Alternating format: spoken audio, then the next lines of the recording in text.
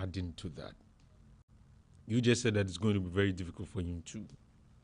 How does he practically do so? Yes. I think that, you see, whether we like it or not, human beings, if you talk too much, you're bound to have inconsistencies. That includes me. Yes. I mean, Why? the way that the lady said yes, and it's like, no, he carries some. Hey, Ovo, relax, everything will be fine, don't worry. So, we are all likely to be inconsistent. Do you understand? We may say, I may have said something yesterday, and then I'll come back today, and we'll say something totally different. That may even sound contradictory. Do you get it? Yeah. And that it's more or less like a human nature. And so it's going to be quite difficult to not commit some of these blunders, especially when you are in the business of talking too much. I don't know if you are, if you get the point I'm making. I do. So maybe yes, it's something that is natural, but you see, there are layers to responsibilities.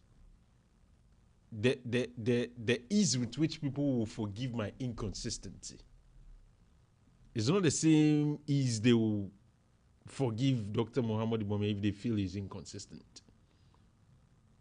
So maybe they will not have to start doing a lot more work, number one, to ensuring that, I don't know how they can do it, if they can play back a lot of the things that they have said in the other previous campaign platforms or campaign periods, and then understand the principle of what they were saying and abide by the principle going forward. Or anytime they think that they have said something and it has now become important for them to change their mind or for him to change his mind, it should be okay for him to say, oh, well, I said this under these circumstances yesterday, but now with this new set of facts, I think this is my position on this matter today. Do you get it? Maybe that too can help. We're just trying to help to see how they can, deal with this tag. And then also, unfortunately for him, he said so many things in his capacity as a running mate then. And whilst in government, he didn't have significant control to either make some of the promises he made come to fruition or solve some of the problems he highlighted. And so some people will look at the results of those things, the economic situation when he was in government, vis-a-vis how it was when he was in opposition, comparing it to what he said he would do. And for all you know, there are those who will say, because of that, I will describe you as a liar because what you said and what happened under your regime was different. So because of that, you lied. But I think that would be a bit I don't know if I should say unfair or something, but that would not be something that you can hold him for that seriously because, yes, he's a campaigner. He said things, but you and I know that there's a limit to what he can do or what he could have done. So if he said the fundamentals, the exchange rate will expose you when the fundamentals are weak. And that's a principle he believes in. And he comes into power. And we see that the exchange rate is depreciating. It does not mean that what he said then was a lie.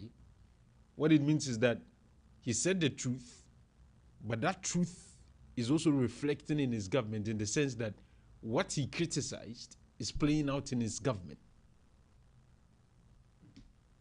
And that whether he he could have done something or he couldn't have done anything, that's also another matter. But what I'm trying to say is that as long as you're in the business of speaking, it's okay that sometimes you flip-flop. But unfortunately, politicians do not have the room to flip-flop a lot of times. So I don't know how they intend to do it. And unfortunately for them, in this social media era, just like we say on the street, there's receipts to a lot of things. So when you say something today, you think that you've forgotten. Maybe you said it in Kumasi, Ejisu. You go to Wale Wale and go and see maybe a different thing under the same. People will compare the two and say, but this was the person who said this. How come you're saying this today? So maybe politicians will have to also realize that in the age that we find ourselves, you cannot be inconsistent, because a lot of the things you said have already been captured. And so when you go and you say an entirely different thing, it may be viewed by some as a lie. And that may also affect you in a very significant way. But let me hear you, Janice. How do you think he can deal with this issue? Maybe at a point we'll forget. It's normal, because sometimes, that's what happens. But how do you think the campaign can deal with this, assuming he wins? I think it's a very bad time to be in the shoes of Dr. Mahmoud Bawumia, because I'm starting to believe what the people from his camp keep on saying, that he's a victim of circumstances. Because unfortunately for him, what the people who call him a liar refer to are things he said in 2020, 2016, and then the things that he said after he won power and then he became vice president, and after he left the office and then wanted to become the flag bearer too. But when you're in certain positions, you take certain stands, you make certain pronouncements. That changes over the time, because when we all know what the NDC government is doing now, and we know how some key people in the NDC government criticize policies like things like the LGBTQ when they were in opposition, and we've seen how they are talking about the same issue today. So there's always some dynamics when it comes to campaigning. When you're in opposition, when you are in power, when you are trying to be the flag bearer. So I think it's a very dicey position that he's in. Now, my concern is, like I said, when people call you incompetent, what you have to prove to them is that you can do the job and you are competent. When they call you arrogant, you can just do some skirmishes. Appear to be very humble. To be very humble. But when they call you a liar, I really don't know how you can come out of that, because it's like, now we have to trust you, first of all, and take a risk. But then the idea is that you're a liar. And so we can't even believe what you're saying now to give you the chance to prove it wrong or right. And especially so if your own party members are describing you in that manner. That makes it worse. Yes. Maybe if they had compelled, or if they were able to get the apology from Kennedy Japan's camp, that would have helped a bit. Because then you have an apology letter to say, okay, when he said this, later this is what he said. Apologized. It may not solve the problem entirely, but it will reduce the damage. But if the guy now, or if the man is now insisting that what he said was true, it's true today, yesterday, and tomorrow, he is a liar. Hey, then that's a very. I think perhaps that explains why Bawumia was moody on the peace pact today. Because Ken had refused to apologize. No, because of that attack. Because I'm sure he will know the impact that will have. Because not forget the Professor Okwe's... He has suffered a lot of name calling throughout his campaign. The Professor Okwe's report highlighted some of these things, some of these attacks that happened during the internal process, and said that it really made the job of the NDC relatively easier. Because all they needed to do was to, bring back these... Yes, and I have said it before that whatever happens after 31st will be very critical to the NPP. Because I don't know how you are going to continue your reconciliation processes when someone has so damaged because you understand, and the person still stands by it that I'm not going to apologize. So should Baumia win? Is he going to campaign? He has said that he won't campaign. For me, even though they will reconcile, but it will be weird to see Kennedy Japan campaigning for Baumia if he wins. Yes. So that will make the reconciliation very difficult. I think this has been the most tensed internal primaries we've seen in the MPP. Yes, some people will point to us to the 1998 one. It was equally tensed. It was very, very tensed. The 2007 one was also very tensed. But fortunately or unfortunately, the characters in those primaries did not go all out as compared to what we are seeing today. Do you understand? So it makes the dynamics a bit different. Do you understand the point I'm making? So I think that the campaign will have to find this. We cannot help them. We are just making suggestions. We are just making proposals. But they will have to find a way. Because in an election, your message is key. If you're tagged as a liar, your message will be taken with a pinch of salt. And that could be that could affect your campaign in a very serious way.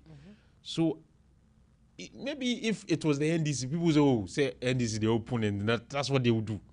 But if it gets your own party member, stalwart, describing you in that same term, then it makes people think, and it's like this thing, maybe we need to look at it properly. Yeah, but I believe if they are able to carve a proper strategy and proper communication channels, they are going to overcome. Maybe they could overcome. You just have to sell us your message, the things that you can do, the things that we should trust you. And I think the more you begin to win people's minds and their trust, the less they start to remember someone calling you a liar. Let me go to lawyer William Kusi. His candidate was the one who described Baumia in that manner. Lawyer, good morning. Good morning. How are you doing? By God's grace, I'm doing well.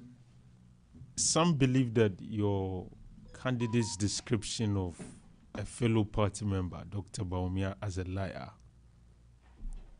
is a very, very, very heavy blow that has been dealt on his person and on the campaign. And that, assuming, even though I believe that you guys believe you win, but it's possible that he may also win, that he becomes the flag bearer. This thing that your candidate has said to him is going to follow him throughout. And that the opponent will leverage on that to do a lot more damage on him. Some believe your candidate could have been critical on him without those name calling. And that really was a low on his part. What do you say to that?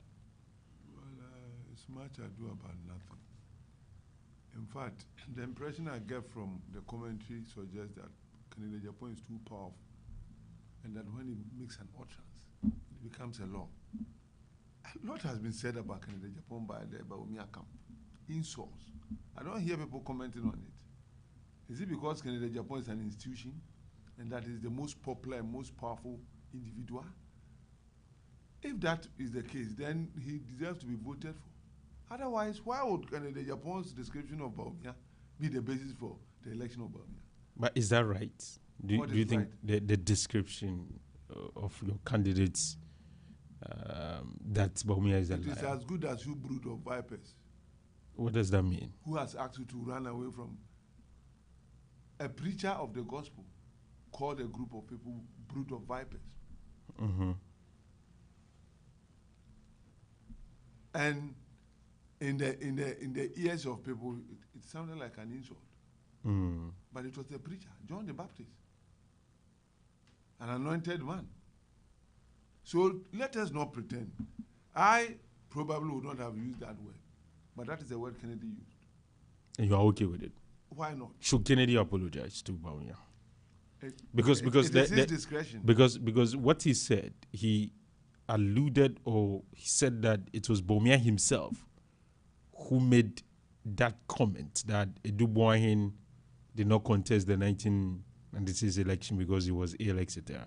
What we have seen proves that Dr. Bawumia himself did not make that comment, Who showed you that?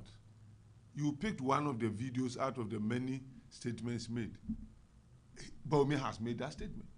You saw him. Sabensu has made that statement. You saw him making that. Chairman Sabensu has made that statement. You have the video. I don't have it. So the media has selected which one they think that they will use. But it is a campaign message of Bawumia's camp that Professor Dubois was sick. I was one of the campaign managers of Professor Dubois in '96 in Legon.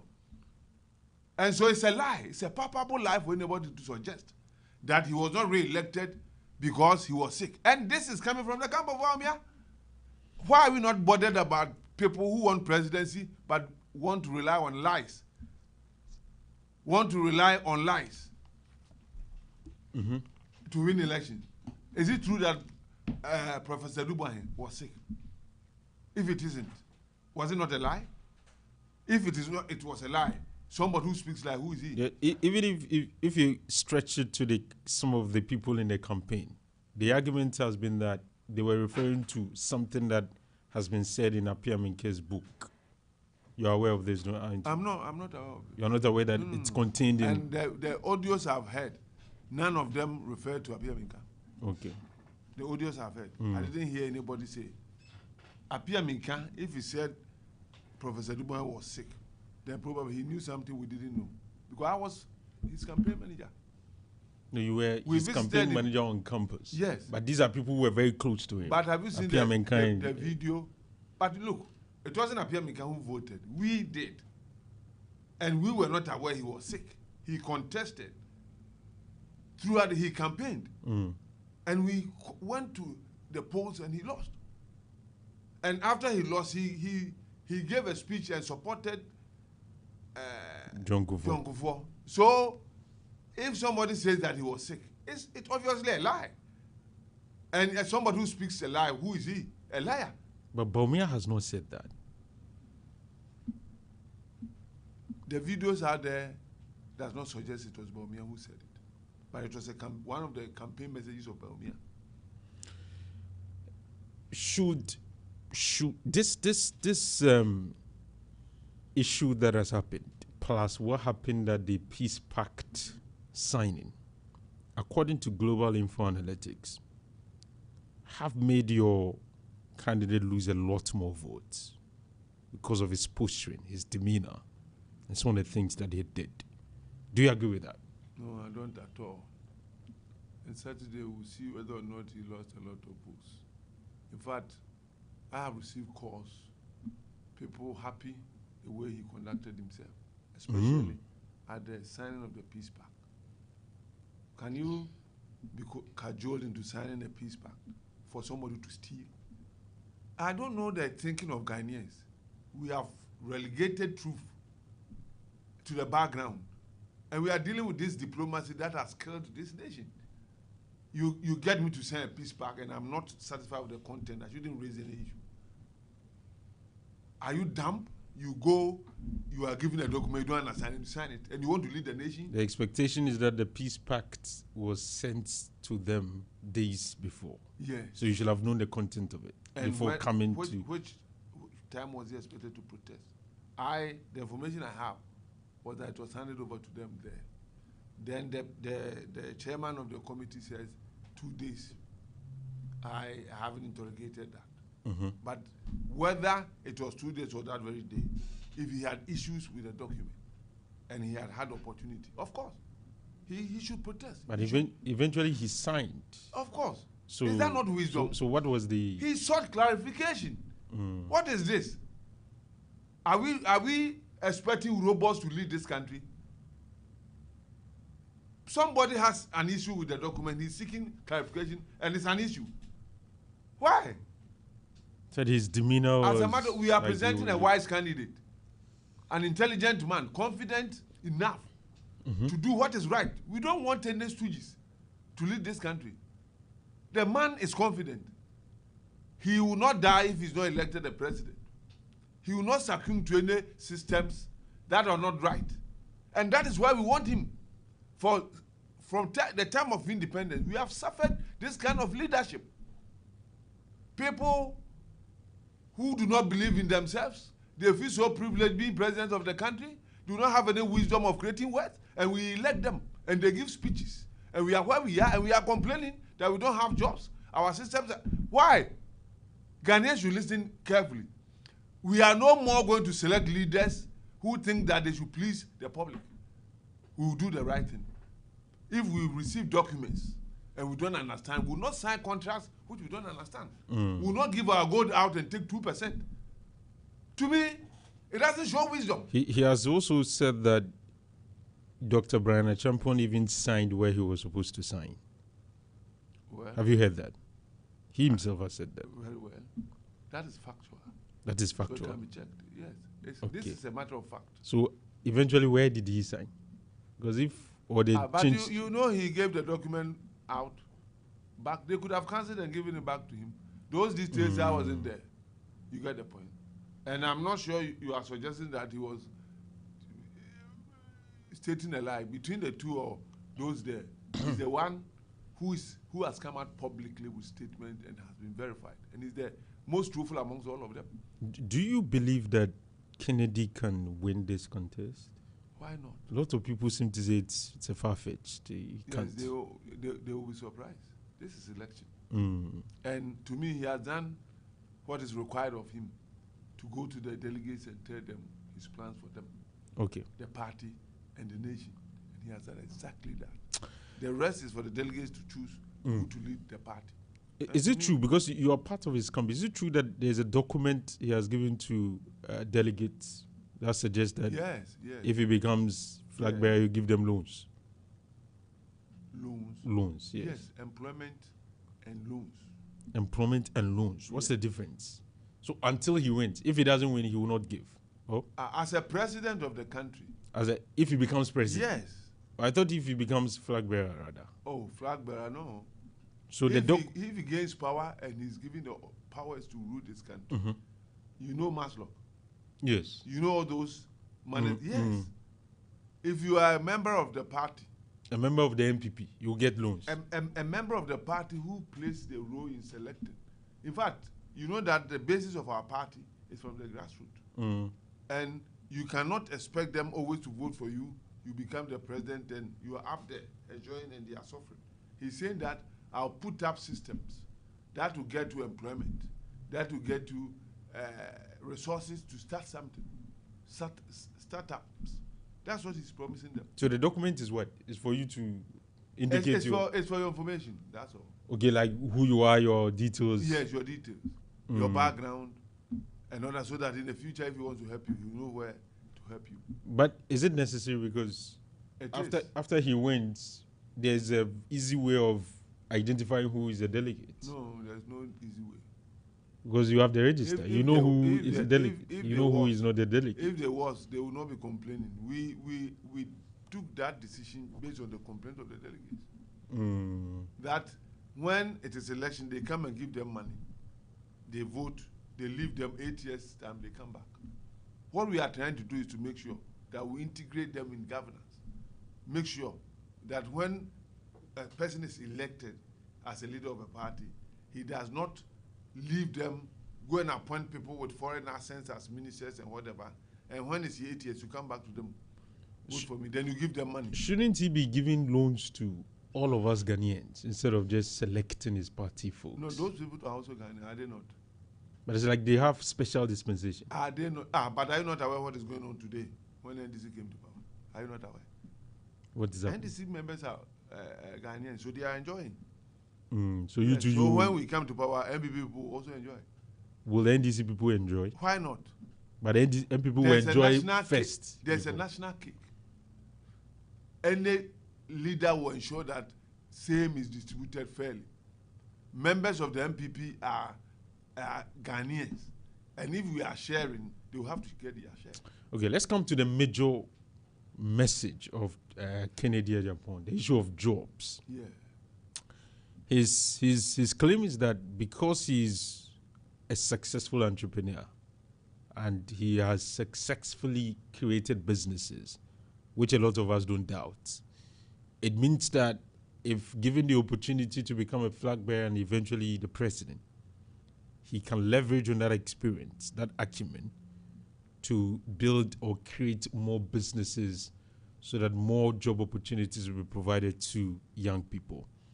Some say the fact that someone is not a business person or hasn't been successful at business does not mean that he cannot create jobs. So they cite the example of Kwame Nkrumah, the man who led the industrialization agenda of Ghana. It was not documented that he established any business. And that there are other successful presidents elsewhere that were not business people, had not created any business, but succeeded in building businesses. So that argument for them does not really sound convincing. What do you say to that? No, those who don't see it convincing have a problem because, you see, I don't know if you have had occasion to take your mind off academics and thought of word creation. Word creation is not achieved by scholarship. So if you come to Kumasi, all the people who have created words are virtually non-educated. So it is an innate thing. In this contest, it's easy because one of the major contestants has been in government. And if he created jobs, we wouldn't have been sacked the way we did. And so if Canada Japan says that I will create jobs because I'm already in the act of creating jobs, so give the money of Ghana to me and I will create more. How can you doubt it? I would agree that a few of those people who are not job creators and were teaching came and did a little bit. But the one who has a talent, I know you know about talent. When you don't have a talent and you learn it, you can never get to the top. But the one who has it will do it with ease. And so we are not saying that those who have not created or cannot create jobs. They can, but they cannot do it more than the one who is already in the act of creating jobs. And in these times, what is required of leadership is job creation, because we are training a lot of people with these free SHS. And we are found wanting. If you go on vacation to the West, you find employment because of industrialization. So whatever it is, you go and you find some job to do. But if you come here, even after school, it's difficult because we don't have the industries for you to pick one which you would start to develop yourself. So the key to our relief as a country now is employment. And that is what he has the key to it. Baumia was a leader for 8 years with Ronaldo. They did their best. And we are saying that, yes, even though they did their best, Canada Japan, given where he stands and the experience he has had in life, will do more when it comes to employment. They say you are going to share the people or the votes of people who hold the mindset that a businessman ought to be given the opportunity with Dr. Brian Achampon, and that will inure to your disadvantage. The likelihood is that technically the votes may be split along those lines because he too is making that case, and he too has something to show in that regard. Brian Achampon will vote for Canada Japan. End of story. So that idea that he's going to vote for Canada Japan. Brian Achampon will vote for who? Canada Japan. Why? Oh, I mean, he will vote for him. Why will he vote for him? He's in the contest. I'm aware. No, he is not. No, he has fulfilled okay, the he's purpose. a delegate. He has fulfilled the purpose of the contest. Which is? To announce himself that in the just future, to be popular. In the future, he wants to lead the party. You think that is his agenda? Oh, yes. Brian is not there to win. He's there to support Ken. According to Global Info Analytics, Brian is sharing or is taking some of the votes that Kennedy would have gotten. And more of Baumia's vote, because he was a Baumia supporter himself. He supported Baumia in 2023. And so he today, did? Yes. So today if he's contesting, then he's taking out of Baumia's votes, not Kennedy. Japan. Let's look at some, analysis. If you look at Baumia's vote, because he was a Baumia supporter himself. He supported Baumia in 2023. And so today, yes. So today if he's contesting, then he's taking out of Baumia's votes, not Kennedy. Japan. Let's look at some, analysis. If you look at northern region itself. Of course, let's say the traditional northern region. Now it's 5. The argument is that Bawumia has a stronghold on those regions. There's a survey that has said that Ashanti region will be taken by Bawumia. Something that, yes, Central will go in for Ken. They believe Volta will go in for Ken, just like it did in the last primaries. But North, they expect to go in for Bawumia. Then you have Eastern region. They believe it may go to Bawumia. Then Greater Accra, the Bono Enclave. Greater Accra is Kennedy. Kennedy is picking Greater Accra. Yeah. You are confident about that? Yes. What polls have you seen? We have made our polls and we are very confident. But Bawumia's team knows that. Greater Accra is falling for Ken. Yes. Western or for Ken. Central for Ken. Ashanti. Are you confident of Ashanti region? Because Yes, Ashanti is where you have a bulk of the vote. There will be a split There will be a between Bawumia and Kennedy. Exactly. So what will be the difference maker for Kennedy if you look at it? Oh, Kennedy. Because already Bawumia, we can say the North, he is taking them. There's this guy who was at my office, polling station organizer. Umaru, I'm mentioning the name. He was at my office. Sisala East. Oh, yes. Sisala, okay. Sisala. He says that Kennedy will surprise Bawumia in the North. So let's take his word. He came to see me because he said he was going to vote for Ken. And he wants somebody who he can fall on if Ken should win. So they came to my office yesterday. He's going today. So what about Western region itself? Western region, it's the Western North I know. Okay. Western region I know. Okay. And you're confident? Are you confident of Eastern region? Yes. There's Brian he comes from Eastern region. I told him he would vote for Ken, so all his votes are going to Ken. I see. And then you are confident. As for Central region, you know that. Yes. For Central, Ken would win overwhelming. Volta and Central to be overwhelming. Overwhelming votes for Kennedy Japan. Exactly. I see. Now let's come to some of the things that have been said by the various campaigns. We've already talked about the description that came through from Ken against Dr. Muhammadu Bawumia. We've not seen Bawumia attack Kennedy. Because we haven't followed his campaign.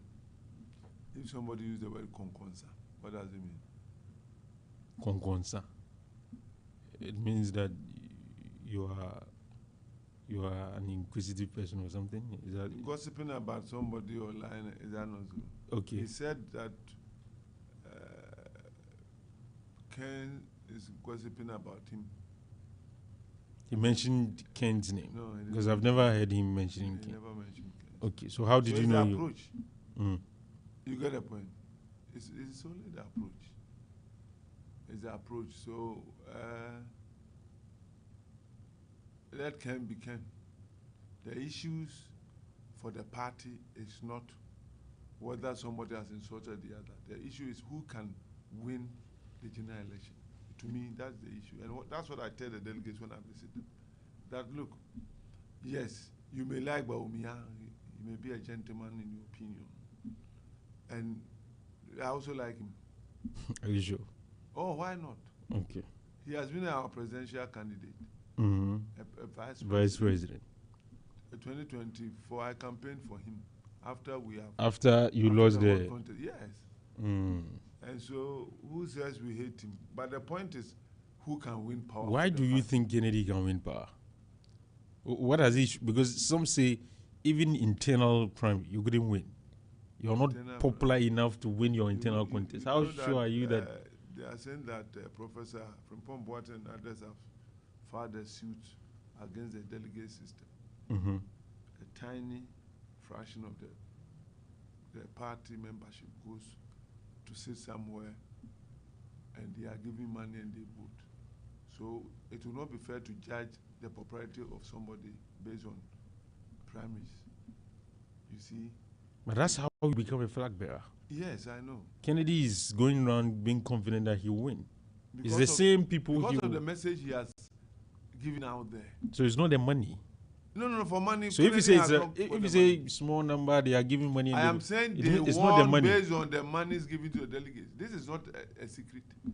Money crisis. The party itself recognized that when they formed the committee, and they were looking for means of expanding the electoral college. Is that not correct?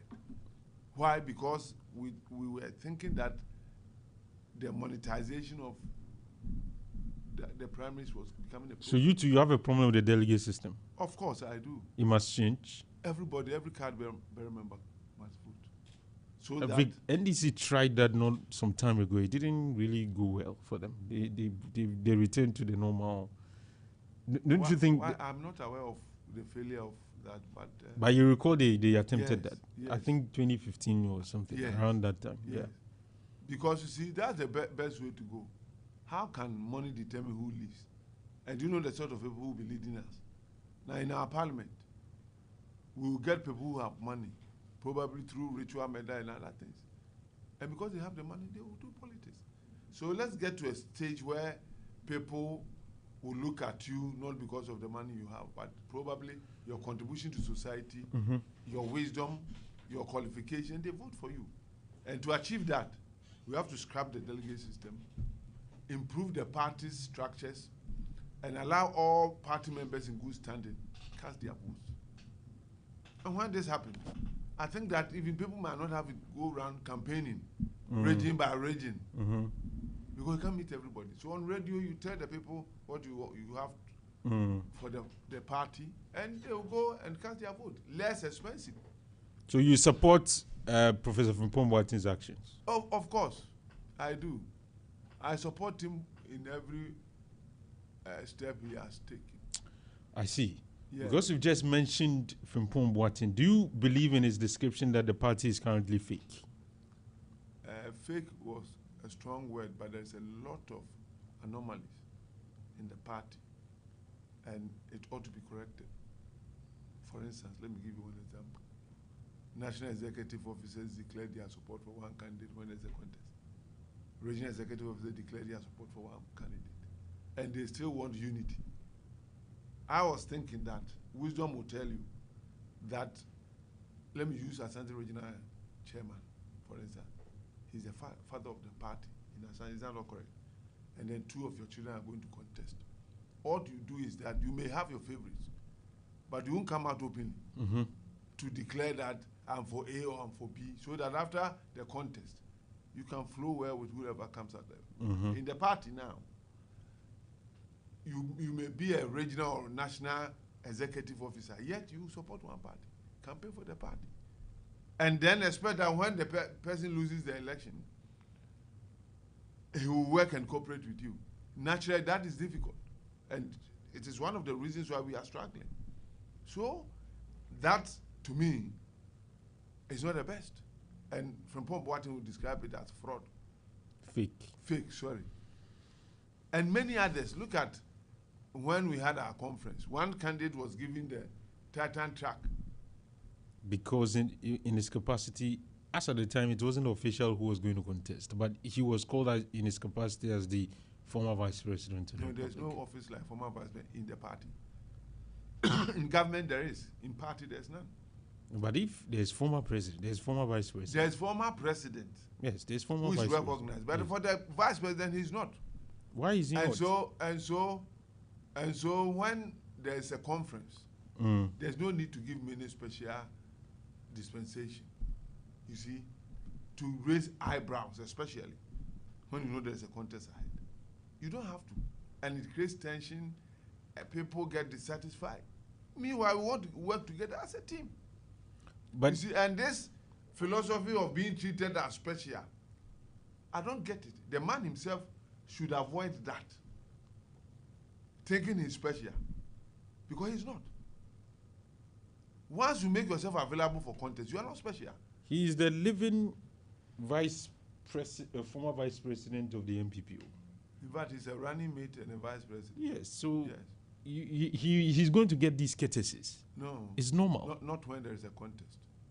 Otherwise, he's giving advantage over the rest. And that shouldn't happen. Is there any law that says that if somebody has occupied a position and is coming for contest, he should be given some special privileges? Does Kennedy feel peeved?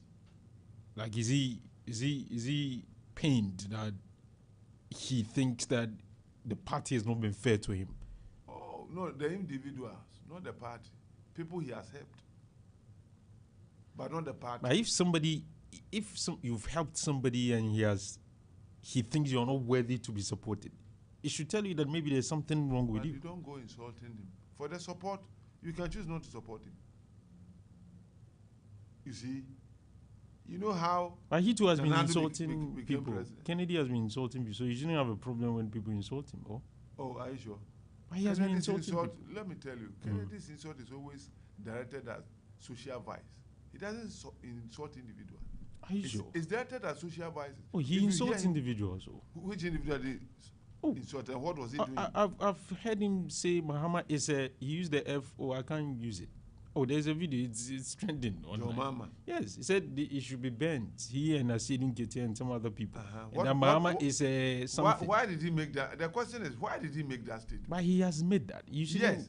Why did he? Now, I'm saying that his insult is directed at social vices. That's what I'm saying. Not just insulting. If somebody wants to become a president and you insult him because he wants to become a president, probably that is wrong. But if there's something going on which is wrong and he's addressing it and he insults, But you can address it without insulting I know. personalities. I am not defending that. Okay.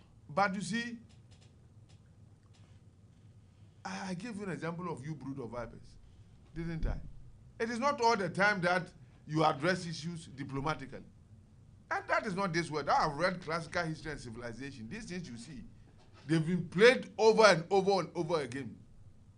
And so please, the right leaders do that. Those who turn societies around do that. And for me, if that is the reason why he's being rejected, then I think that we have to think twice. Assuming Kennedy loses, do you think he will campaign for Bawumia? Oh yes, it's been politics. And look, people were not fair to him during the last election when they said he did not campaign, because he did. I followed him a few times. And when he went, he gave money out. You see, any constituency he went, they called him, this constituency is becoming a little bit tougher, then he'll run there. And when he does, he give money. So probably Kennedy did not campaign as he used to do in the past, because he had to be a presidential material. So he has now realized that he needs to behave as a presidential material. Yes, according to because the dictates I thought you guys said let Ken be Ken. According to the dictates of his critics. No, if you are doing something, is that affecting his personality in a way? Not at all. Is he confused as to how to? Not at all. His presidential conduct cost us the 41%. Do you know what Kennedy does Cost during us election? 41. It means if not for him, or what? Do you know what he does during election? What does he do? He walks to the gutters to make sure we win power. He imports second-hand clothing, go to the villages and share them. Not as an executive member of the party. He does all the mafia. Mafia? What do you call mafia? To bring MPP to power. What do you call mafia? In politics, there are a lot of things that is called mafia. Like what? Ensuring that the ballot is protected. Ensuring that we get the votes that we need. Through foul means? Sometimes. Fair. No. What is foul? Through political means. What is political means? Through political means. And so, when he stops, we will lose. Okay. And they were saying that he has sinned because he fought for the party. So, those kind of battles, he decided not to fight again. That is why they say he didn't campaign. He did campaign. If he is that important and very good at campaigning, some look at his results in Asin Central, and over the period they say he was losing popularity. His votes were dwindling, and to the extent that someone who has been a member of parliament for a constituency for 24 years, when he was leaving, he couldn't bequeath the seat to an MPP candidate to the extent that now an NDC person has snatched the seat. You see, even in his backyard, he's not that popular. That is the most unscrupulous argument I've heard throughout this politics. Canada Japan took the seat. It was an NDC seat, traditional NDC seat. And individually, he snatched the seat. And during the time of his, anytime he contested, 24 years, he maintained the seat for himself and for the party. What responsibility did he have retaining the seat? Was he contesting? He wasn't. In fact, he should have aided. He should have helped the MPP why? Candidate there. What responsibility has he? And if the people were so much in love with his work, they will have naturally vote for the other. Follow. It doesn't follow at all. They loved him so much that without his presence, they voted for an NDC person. And so it is rather the other way around. It shows that seat has never been for MPP. It's for Canada Japan. It's not for the party. So when he left, they gave it back to the party. But shouldn't he have campaigned strongly to ensure that they voted for the MPP candidate there? Strongly? Yeah. Why? So that the MPP will maintain the seat. Did Baumia campaign strongly for his seat? No, his seat was won by an MPP candidate, Wale Wale. Kabiru Tia or something. I think that's the name. Aware of that. Yes, that's what I mean is that's the name of the MP. Did you see him going there to campaign? But at least the seat was won by an MP, so it does suggest that he did some work. You can't say that it is Kennedy who did not. I've heard people make that argument that he should have. Yeah, the fact that he lost, MPP lost in his constituency means that his picture was not on the ballot. But he should be committed to that constituency. And is he a labourer of the party? He should be. No. Member of the party. Yes. But it is his responsibility to go there to campaign. It's not. But he's a member. It is a discretion he had. And if he campaigns and the people feel that the party elected the wrong guy, what do you expect of him? He did not handpick the one who contested. The party elected him. Yes. They elected the wrong guy. Oh, they elected the wrong guy. Of course, otherwise he would have won. He would have won. It wasn't Canada Japan who selected the one to inherit his position. It was the party that did. And out of this mistaken selection, they selected the wrong guy, just as they selected Baumia. Then they lost. You see, another argument, the causes of Baumia's defeat, Nanado. Was Nanado on the ballot? But you were campaigning on the records of Nanado. Yes. The governance, the governance. Always said that he did it. But the governance of Nanado was something that Ghanaians were complaining about. If you mention DDEP, it was a policy. Thank God. So you now know that it was the governance of Nanado people were complaining about. Of course. Baumia. Of course. Hey. So all the achievements of Nanado were not by Baumia.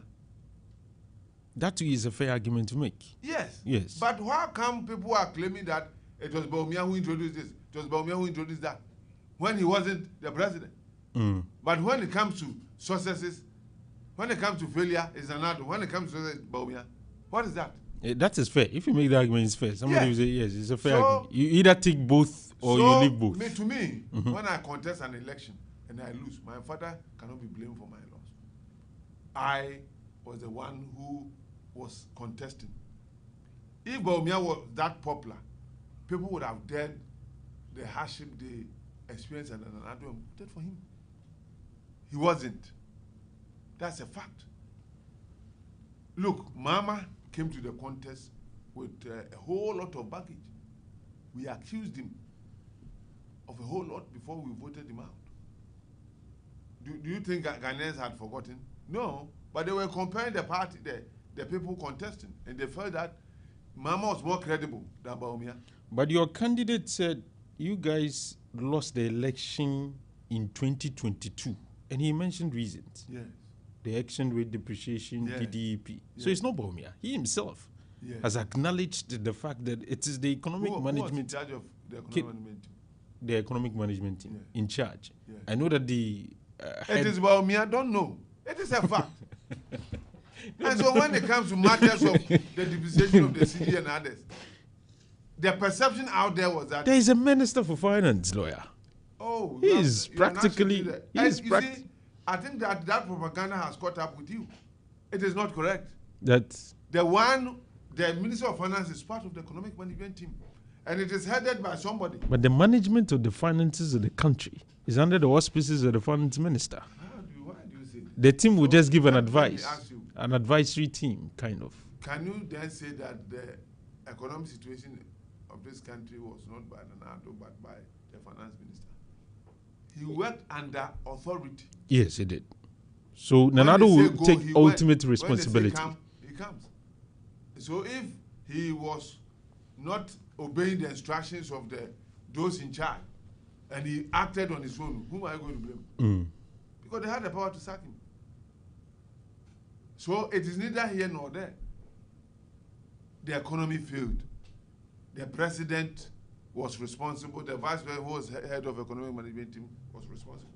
In fact, the president, the vice president's position was special because when he was introduced to the party, they said that they were bringing somebody who was an economic messiah to pair with the president so that he can save us. That was why he was brought. And the party gave a waiver. So to members of the party and the public, his major role was the suit to the economy. So by perception, people thought that, well, if the economy has failed, then it is him. You see, I cannot pinpoint that it is Baumia per se, but the perception was quite clear, and logically so, that if the economy has failed, it was the one who came, gave lectures, who made a press statement and said that he has arrested the dollar and handed over the key to the IGP, who should be able to rescue the dollar when the dollar break, what do you call it? Bounce, and start running. The same person who arrested the dollar is expected to arrest the dollar again. So it was not. But he didn't say he said we. No, he said he represented government. Have you watched the video? We'll pick some calls before we allow Lawyer Kusi to give his to of course wrap up the conversation for us this morning. Lawyer William Kusi is the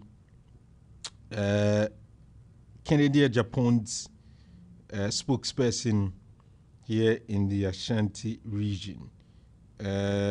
And he is here to, of course, speak on behalf of his campaign. Okay. I don't know if I should read this message, but it says, hey, the lawyer in your studio is a decorum, civilized and polite version of Abronye DC.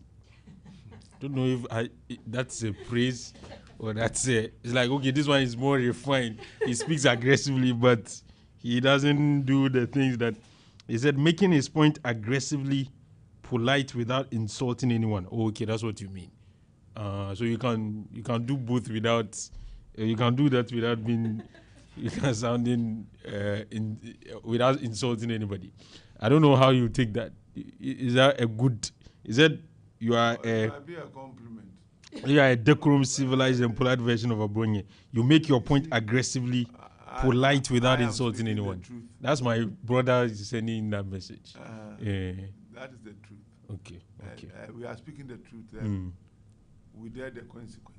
I see. The party needs to be rescued. Okay. My brother, if you are a party member, you know the MPP needs to be rescued. Otherwise, 2028, it will be disastrous. Some think your candidate is not a presidential material. They say he talks, quote and unquote, he talks anyhow, he speaks anyhow, he's not diplomatic, he's too aggressive, he's too erratic, too temperamental. This is not the kind of president we want. Who then is a presidential material? They give the example of John Mahama, John Adekunmukufo, Atamels, Baumia. No, Say these people, is not a good example. these people are their personality, were very calm, very composed. Baloney. What does it mean? Have you forgotten your mama so soon? He does insult. So if that's the example, then it's wrong example. But you can talk of the rest. You see, Kennedy Japan in his private, they are judging by his private life because his private life was public. You get the point? He was in the public. Baumia was not in the public before he got the honorable position of a running mate. Kennedy Japan, in his private life, is different from the Kennedy Japan who now wants to become a president. And if you can see from his demeanor and utterances now, he's different. But let Ken be Ken means let the private Kennedy Japan be who he is in public service. Not the point. That's not the point. That is not what Ken means. But Ken has an attitude. He has a demeanor. That one you can't change. Like Trump, you can't change it. I have had problems with people who believe that being presidential is being calm, diplomatic. In the chief as your friend took. Oh. That is what they mean. But it's No, not. John Kufuor was calm but bold if he has to do something. He was bold. Yes, John Mills. I don't calm, know if you know John Kufuor and his principles. Mm-hmm. You get the point. And so, it is not as though when you don't talk, you are presidential. And I'm using the word for the usage of the presidential. Presidential material. You Yes. must look. Oh, You must wear, Very John Kufuor wear his suit. You get the point. And come with his sexy eyes. And that makes him presidential. no, they say his attitude, the way that he deals with But Ken- issues, critical Ken, issues. since He will Ken- not flare up. Since Ken, He will not be angry and do things When he unpredictably. flares up, it's dangerous. When Ken flares up, it's nothing. 2 minutes, it's gone. He's okay. He's smiling with you. When he flares up, it's a month. It takes 1 month to recover. Ken in Japan, it takes 20 minutes. So let us be careful comparing the two. Ken in Japan will make the noise, but would never. After that, he'll forget about it. You get the point. And those people will speak out. But those who will not speak will take it as an issue and deal with it for a long time before they can break it down and relieve themselves. So let Ken be Ken means that, yes, we agree that Ken is that type. But can't we look at the qualities he brings on board? What other things would you advise Ken to work on?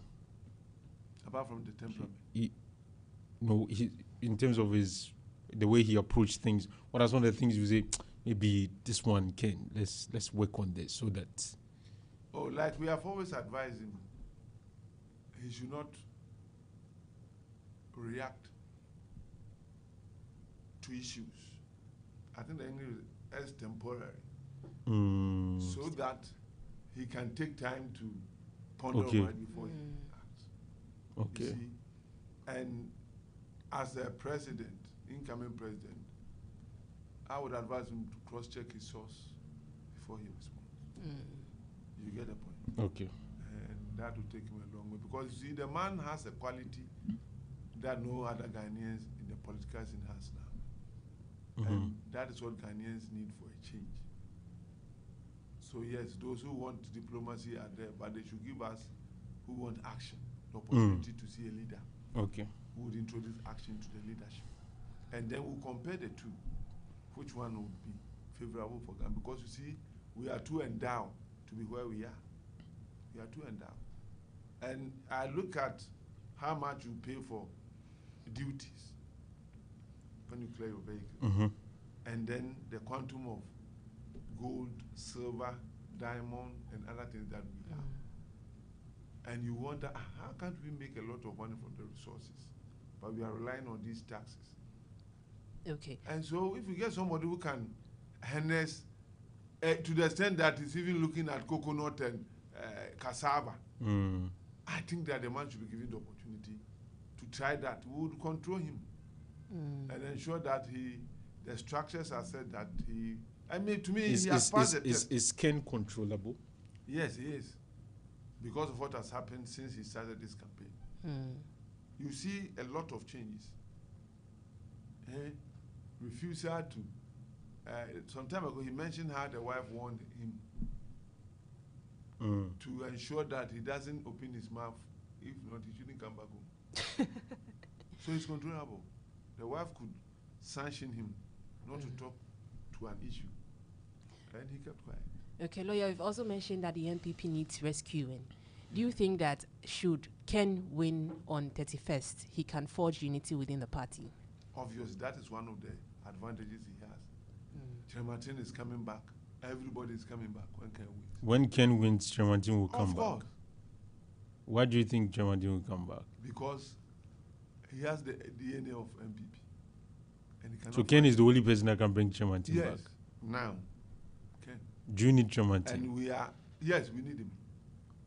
When he contested in there, like he got 32,000 or so. But Some say. But when we contested, what do you do with it? When we contested, we lost 2 million votes. Mm-hmm. You see, so we don't care about how much he had, but how much we lost is the most important thing. So we need those. If we have those votes, we will win the next election. So anything that we do to reconcile is very important.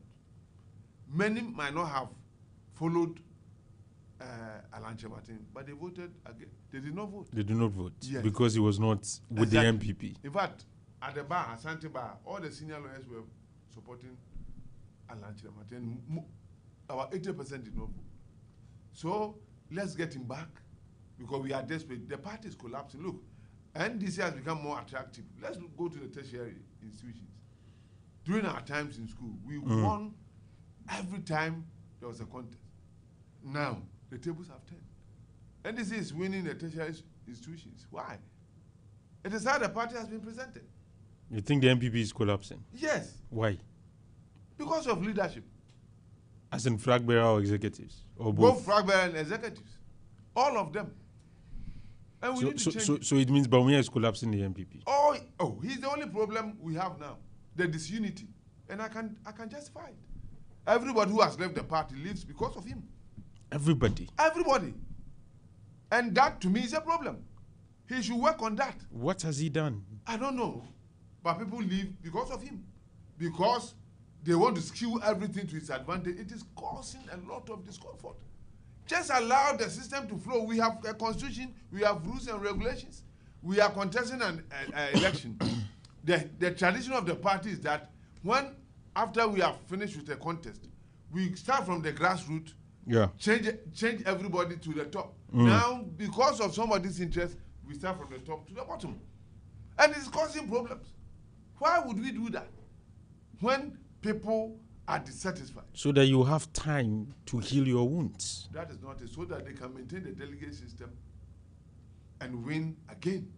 That is the agenda. It's not time. But you still let me tell you one thing. Yes. Now, assuming with that prejudice that Bawumia is elected to lead the party, can he go out there and tell Ghanaians that they should vote for him? What will be his message? That the dollar is now 10 cedis, so vote for me so that I can send it back to 17 cedis. That inflation has moved from 23 to he can say he can do better. 5 point something. He can do better. But that is not enough to change the government. So you see, let us not take things for granted. If we are a party and want to win, we can't do that. Somebody who cannot get a message, you vote for him to go out there, they will chase him out. And so please, vote for the one who can disassociate himself from what happened and tell them I can create jobs because I have the records of job creation.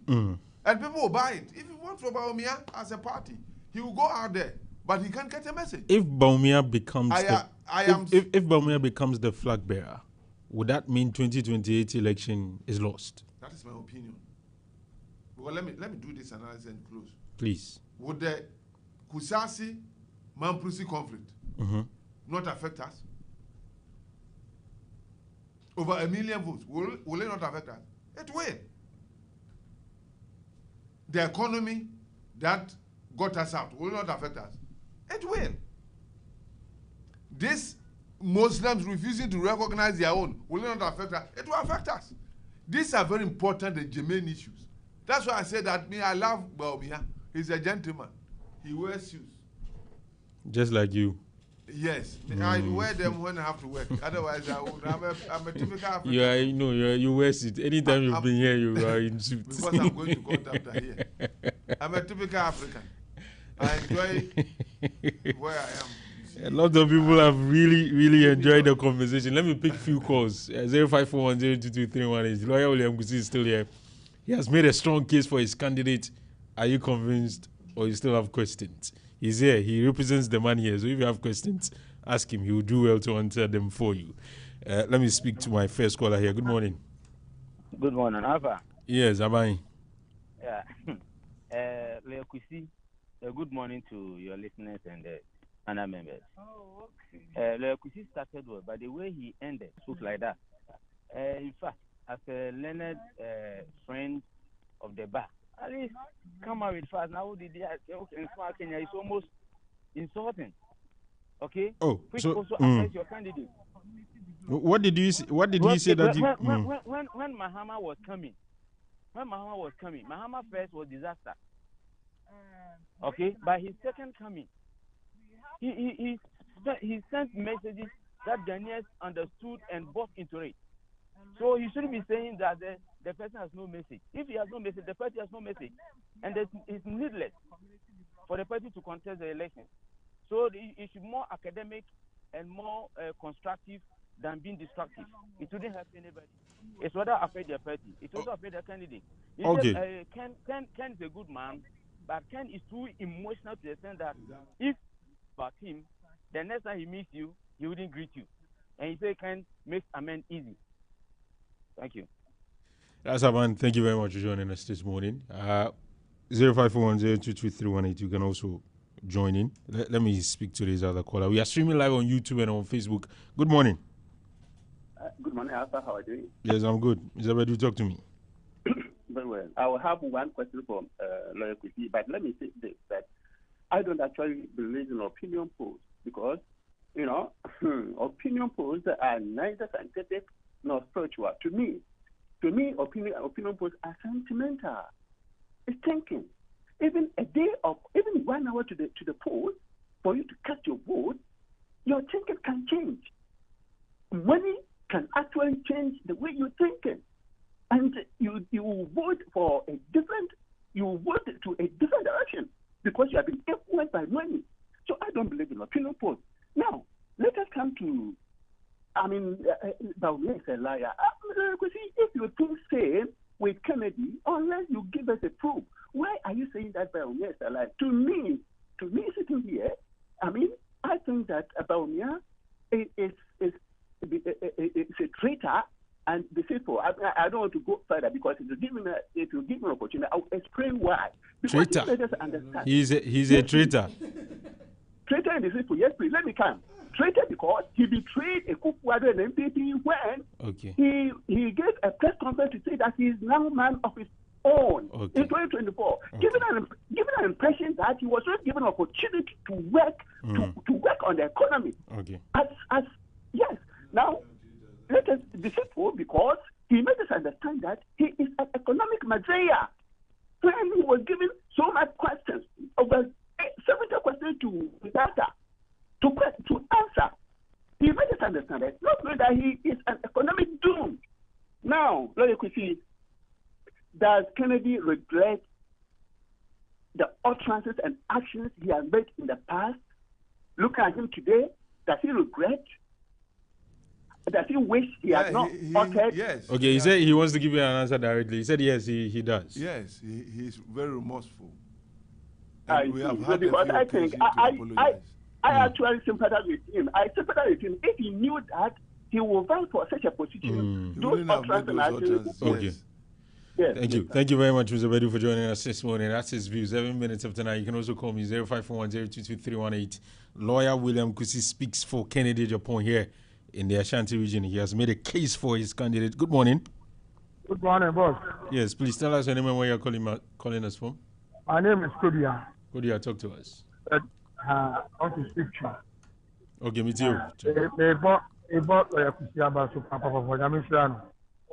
And in India, now the American says the MPP for from 170 about but the West, I'm a woman. The Indian America. A bucket for school by also that. And I'm calling about school. I'm going to say, I'm a liar. And for phone, Mamma, and go through the most liar my Ghana about me. And I was want to catch your children for an air. It's the problem when you're the president. If I wait, find out for Obama bomb, I know about the economy. No, some for $17 cities. On some for a betting tax, on some for Illivium. On some for Mrs. Assembler. Now, much I'm aware for no. Kennedy or sons, by your family. The entire America and say NDC be here for 20 years as a Canadian. But they do na Omar Kokra they are fine. But me the answer be na. Thank you very much for joining us this morning. So this is an NDC person, but he prefers Kennedy to Baumia. This interesting. Good morning. Good morning, Alfa. Yes, BY. Talk to us. Alfa. Looking at how people assess Canada, Japan, it appears people will want to give the dog a bad name and just hang it. We're talking about the development and the success of this nation. It's about somebody who, even in private life, can have an example to show that in life, it's not about emotions. Though I'm emotional, but I'm progressing steadily. You see, if you look at somebody like that, you don't demean the person by saying that just because he's emotional, so he cannot be successful. And the man is a successful businessman. I'm not saying he's the most successful, but I think we can have an example. So somebody like this, he can lead. And those under him cannot be in discipline. You see, there are people who are so diplomatic and will allow people to do whatever they want without, calling them to order. If you have such a person and you want to compare diplomacy to somebody who is emotional, I tell you, I would take somebody who is emotional. And I'm very, thankful to the lawyer this morning. He's been very articulate. And Alpha, I also extend my a heartfelt appreciation to you as well.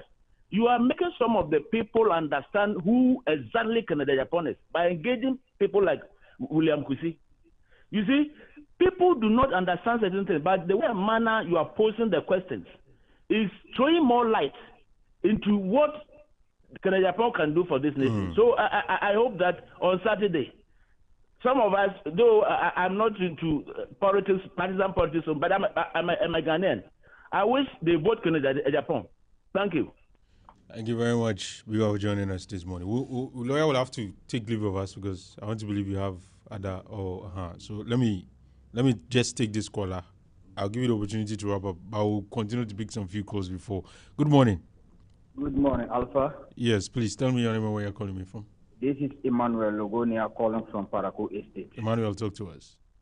Yes, my message for the MPP presidential candidates is that we, the NDC, we are not perturbed about whoever is going to be their flag bearer come 2028. Because either Baumia or Kennedy or any of the candidates standing can contest any candidate that NDC will elect to represent them.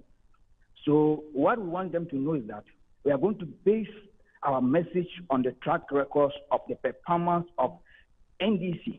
That is going to let Ghanaians vote for NDC come 2028. Because MPP has nothing to offer Ghanaians. We are not going back. We are moving forward. And Jamama, His Excellency, has come to reset Ghana. And the reset agenda has come to stay and to stay. And Ghanaians will see the good work and the hand of the Jamama come 2028, so that whoever is going to stand on the ticket of NDC will win and win massively. Thank you, Alpha, for having me this morning. Thank you very much. Lawyer, just last question, though. Some have said possibly. It's possible to have Canada Japan on the ticket for MPP and Asidu Nketi on the ticket for NDC. Yes. They say these personalities, they will match up with each other quite squarely. Yes. If it comes to that contest, what would you say that would be much more harder to win as compared to the other folks that maybe possibly... You can't take Asidu Nketi for granted. You see, he might not have the personality of a president. And I don't say character, personality, but you can be assured, rest assured. If you look at how he has handled the NDC and the level of support he has within the party, he will be a very hard contestant for anybody who... So you need a much more yes aggressive, because that too is a potential there. Yes. So, in fact, if you don't vote for... But Ghana will be interesting, though. The campaign will be, Charlie. Hey, some people say the campaign will be too, Charlie, too... You'll be surprised. Too and Kennedy has rancorous. You see, Kennedy has learned a lot dealing with issues. If you look at his rounds, his unity tour, it was all about issues. When Bawumia's team was insulting him, he was talking about a coconut, cassava, and these were issues. And he concentrated more on that. And it yielded some positives because people say, oh, Kennedy's message has changed. He's now less aggressive. He doesn't, in fact, he can. So it was good. And the kind of experience he has had doing that, I'm not sure he wants to go back. You get the point? Because it's so positive. People are so attentively listening to him. People didn't know that the stem of a plantain is used for fiber. Now he has introduced it to us. This rasta, this one yours. Madam, is it the plantain one or this is the... She has no idea. Yes. There's one which they use plantain leaves to do. I see. Exactly. I know you are expensive, so you buy the Peruvian type. Send all kind of quotes me go to Onika pre. The Peruvian type. But you see, all these things are things that we have learned following him. Okay. I've even contacted a Chinese company to give me values for some of the machines. So that if I can start this coconut waste. Hey. Okay. Yeah, for fertilizer and those kind of things. I see. And if you look at the plant, it's not going to be too expensive. If you have your bankers can help you raise money, buy them. And so we are all learning from him, following him. So it's all about ability to create jobs. He says that he will combine about 10 delegates, give them resources for something, then they put their resources together, their brains together, and they start something. And so if you are a delegate and you are hearing me, this is a man who's going to create jobs for delegates specifically. Don't make the mistake. The other people have been there before. They didn't help you. The one who is promising to help you will help you. Like Samia Oku say, if Kennedy Japan is elected and he tells Ghanaians that he will buy a car for everybody, they will believe it. But if some other candidate promises a pen, they will say that no, he won't. So why don't you follow and vote for Kennedy Japan and let us bring power back home so that we can implement some of our good policies with discipline and restrictions. Okay. So that we will not have these people who are not serious in life, who Bawumia called people who were power drunk and cost the party so much defeat. I believe that Saturday is a day, today may be my last time at Orange. But I'm praying that people will use this platform to listen to me and do the needful. Bawumia's victory is a loss in 2028. Kennedy Japan's victory is victory for MPP and Ghana. Vote massively for Kennedy and we'll bring a change to this country. We have suffered too much with diplomacy. We want action. Action. We'll see what happens on Saturday. We'll be here to look at Saturday. There will be action. Yes. Thank you very much for coming this morning, and thank you very much for doing the needful. You're always doing the needful, Kennedy. Thank you very much. Thank you very much. That's lawyer William Kusi for us this morning. The Facebook, no, you can't, Charlie, 17 minutes after 9. So we are going to take a breather. When we return, I'll still pick some calls though, because I don't know, but we still can pick some calls because we've discussed other matters this morning. So let me just take the breather and then we'll return. Decisions I made in my pajamas, top of the morning matter.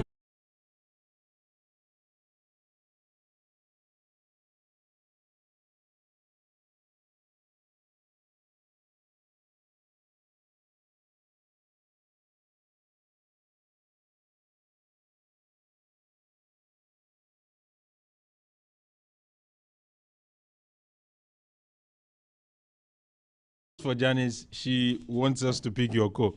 Good morning. Hello. Good morning. Yes, please, your name and where you're calling us from. Nana, calling from North Central. Okay, Nana, talk to us. How are you? I am good. I hope you're good too. Not bad. Well, what I want to say is, with the 5.6 billion, I don't see any problem with it. But personality-wise, everybody has his own type type of temperament and how he relates to people. So it's about sometimes some people can have a certain character, but they still have people drawing closer to them. Some too might be meek, and people too see them as maybe snobbish or that. Which other way it is? I think the acrimony is a little bit too much. And I'm thinking of how they are going to mend the practice they are creating now, this short time. They might think, well, for now to 2028 is well, but it's not everybody who forgets easily. And the last thing I want to say so is only a fool who doesn't change his mind. When we were talking about President Mahama in 2016, his personality then was different as compared to now. So it depends on each and every one of them to see how they can manage themselves to fit in for us to see if we can have an alternative. Thank you. Nana, for joining us this morning with your submission. You can also call me on 0541 022318. I'll pick a few calls and then I'll start engaging Collins Boachi in the studio. The number to call me on is 0541 022318. We've been talking about the Kennedy. Let me listen to this voice note that has come through by Solomon. Good morning, Alpha. This is Solomon Mosuzomo. Alpha, Dr. Baumia champion or attack President Mahama as incompetent. At the point, President Mahama was angry and replied him whether he has ever occupied any position near the presidency. I hope you can remember vividly. So now that you are also aspiring to be president, and then they tag you with a similar dose, and you are fighting or you are angry. I don't think it is good because you did it. You say incompetent Mahama administration, incompetent Mahama, and the name Mahama was synonymous with incompetence. Now Bawumia name too is synonymous with liar. Alpha, there are so many things that people take into consideration before they tag him as a liar. They didn't just say Dr. Bawumia is a liar in vacuum. You see, Palagu multi-purpose dam, he and Northern came to us saying they are going to construct the dam for us to prevent the perennial flooding that always associated with the spillage of the Bahari Dam. It is a clear shadow of itself. If you go, that is from Upper East. If you go to Cape Coast, he said they are going to build an airport for the people of Cape Coast. The videos are there. So we are just reminding him of those things, and then that's why people say he is a liar. The liar didn't just come from a vacuum. There are so many videos that he promised they would do, and then they didn't do it. That's why they tag him that he's a liar. So I know there's nothing he can do about it to disabuse people's mind. It's just that with time, I think it will fade. President Mahama, to 2024 general election day, that incompetent tag wasn't that visible again. So I know they cannot do anything as of now, but with time, going to 2027, 2028, that tag will diminish itself. Thank you. Okay. Thank you very much, Solomon, for joining us this morning with your own submission there. We can pick just a last caller, and then we'll wrap it up. 0541. Last two callers. Sorry. Good morning. Yeah, good morning, Alpha. Yes, Kobe. It's you. Alpha. Emeka krame wa meka chere Bawumia say Any one say man a bemubu say probia one can could have Ghana or any baumia. What I say, you check it from your penny for say jelly time.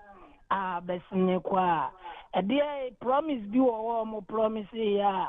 Omwenti manya ma yeni nsemo omokaya even kula ministers no what I say enti wenya de nyonu kwani nipa wabeka se bia meye say ana me metimati economy no ana me economic desire wenti manya no e wasi etimi de tag papa na what I say even kula na ye president waba promise or promise any ministers no so cry for can once and the entia MPP abano ye tuguma oba so ye nwure enti no me standing say onya what I say because na any boy quoting ye di obi obebe bia ye pe so what I say me nyina so obey your man ye enti mane ma we mu na bem.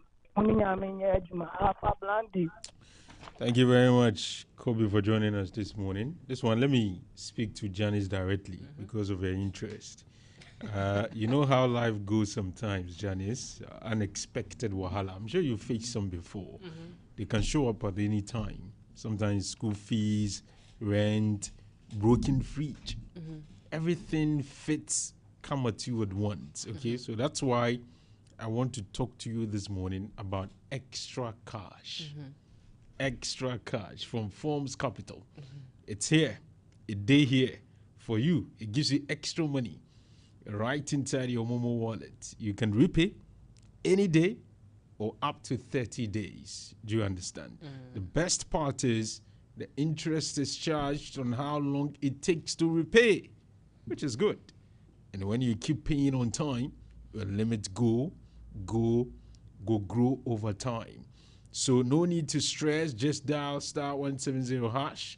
You select 5, 3, and 5 to activate your extra cash, because with Forms Capital, the mantra is no wallet left behind.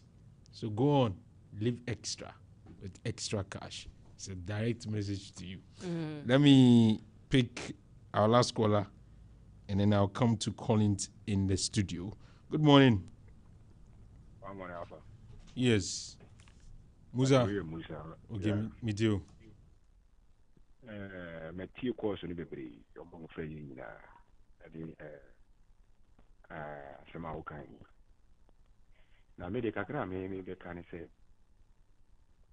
oh, may I hire who be free? They hire too much. Baumia, Madame President, there no advice. Why, yeah, you man.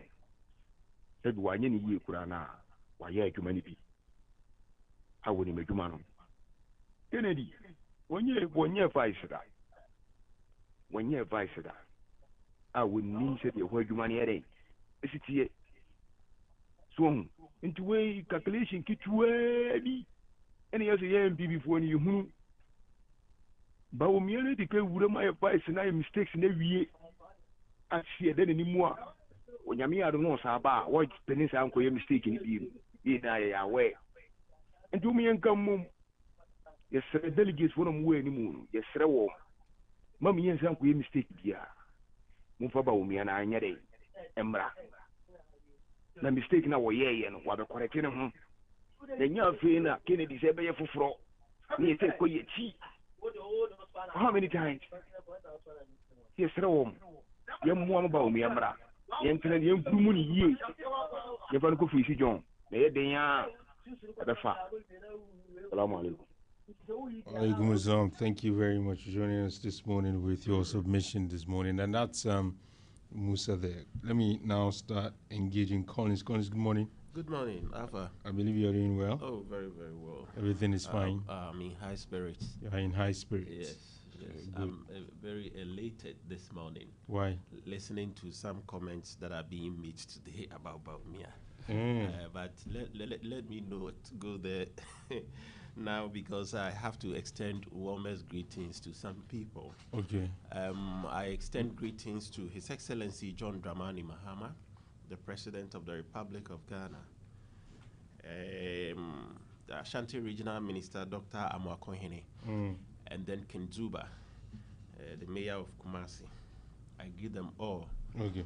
Yes, I know they are doing everything humanly possible to help the President to bring out his policies. And it's going very well. And let me not forget my Subin constituency executives, more especially Mr. Christian Ayeric, who is listening to me now, the vice chairman of Subin constituency. Oh, okay. Everywhere I go, he listens to me. So I see. Let me take this opportunity he likes you to greet him. Yes, really. Aww. Yes. I really like him. Okay, that's good. As the Pidgin people will say, he also loves my matter. Yeah. Yes. So, Chris, I greet you. Good morning. I hope everything is fine. Yes, yes. So let's get into the conversation. Yeah. Who do you think is winning? The MPP. You've been following, right? I've been following. I've been following. But this week it will come to an end. Yes, all the hula baloo, all the noise. I can only wish them well. As a politician and a Democrat, I can only wish them well. What they are doing, it's not any illegality. It's something that they have to do, and they are doing it. Just that it is just a losing battle that they are fighting. Anyway, one of them should win, and whoever wins will have to come and face the tough NDC person who will come. Already, we have so many people who have expressed interest in the presidency if His Excellency John Dramani Mahamad's reign comes to an end. They are all competent people. They have all people who have studied diligently under the feet of the president. So whoever comes from our side will be more than capable. This is the problem. This is the problem. I look at the five, I profile all of them, and I see that none of them is baked to be president of this country. None. None. Not even Baumia.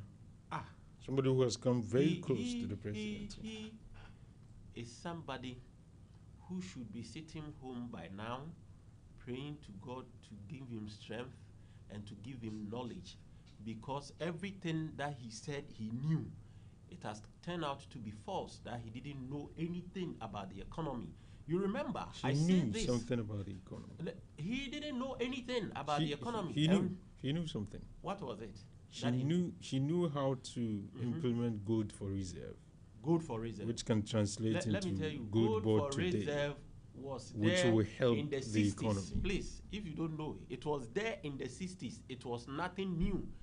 All right? It was just rebranding that they did, and it failed. It didn't work to expectations. So gold board 2 is nothing new. Gold board is new. It's a new thing. No, but it flows from that same idea. Gold for oil, gold for reserve, whatever they call it. They are all things that were there long ago, but gold board had never been in existence. That was, it's a novelty. He knew something about zipline. Zipline? What is zipline? To deliver essential stuff. Manufacture something, you go and buy it and bring it to to people. Create the structure. And you think you have done something. You need to build the My brother, the foundation. If you have money, you go and buy a vehicle.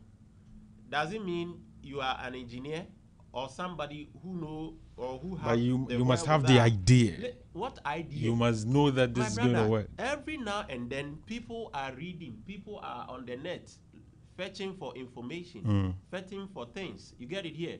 The fact of the issue is that Baumia, as we knew him to be, has failed this country woefully. How did he? And he does not stand the test of time to be called the president of this country. How did he? What did he? Let me tell you something.